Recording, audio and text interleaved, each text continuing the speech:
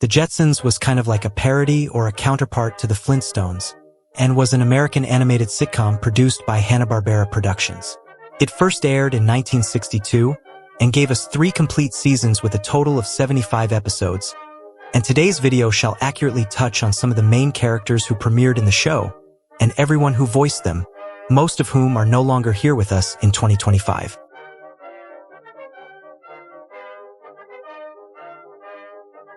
George Jetson was a father figure in the show and was one of the main characters.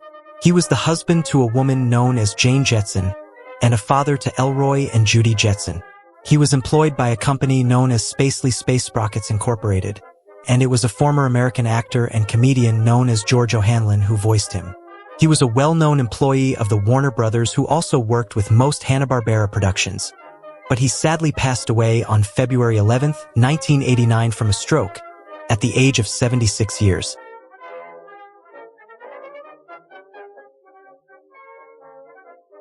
Now to George's daughter known as Judy, who was a typical teenage girl that was obsessed with boys, rock stars, and fashion clothes, and always hanged out with her friends from school. She was not completely useless, as we saw her encouraging her brother to invent new stuff and also helping her mother in grocery shopping.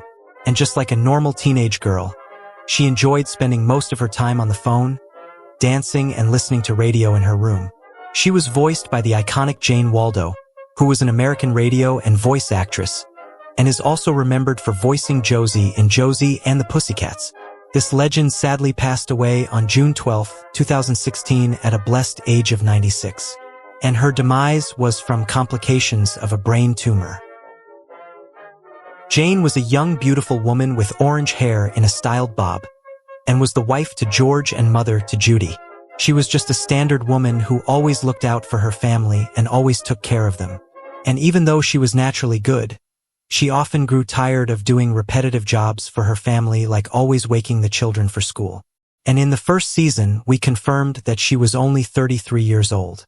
She was voiced by Penny Singleton, who was an American actress and labor dealer, and her career spanned for over 60 years.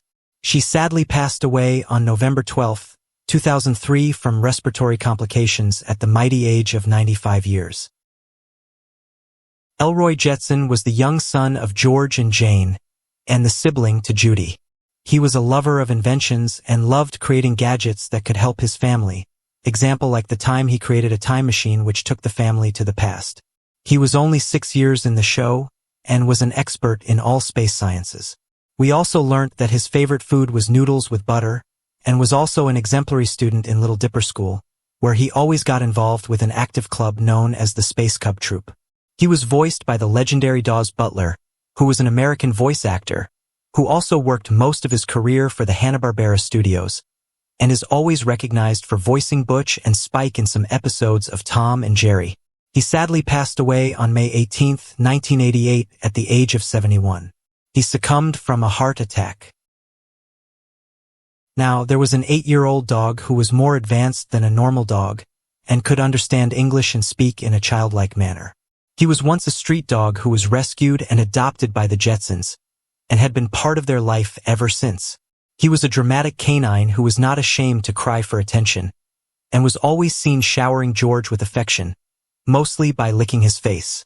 He was voiced by Don Messick, who, just like the other voice actors today, also worked for the Hanna-Barbera cartoons. He sadly passed away on October 24, 1997 at the age of 71, from complications of a stroke. Mrs. Spacely was the wife to a man known as Mr. Spacely, whom both shared a son. Fun fact is that Mr. Spacely married her only because she could cook. She was just a supporting character, and was voiced by Jean Vanderpyle, the same woman who voiced Wilma Flintstone on the original Flintstones show. She was an American voice actress, who sadly passed away on April 10, 1999 from lung cancer at the age of 79. Cosmo Spacely, mainly referred to as Mr. Spacely, was the CEO of Spacely Space Sprockets, and was George Jetson's arrogant boss.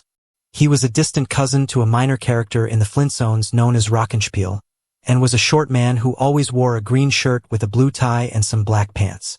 He was an aggressive boss to George, who always looked for excuses to fire him from his job.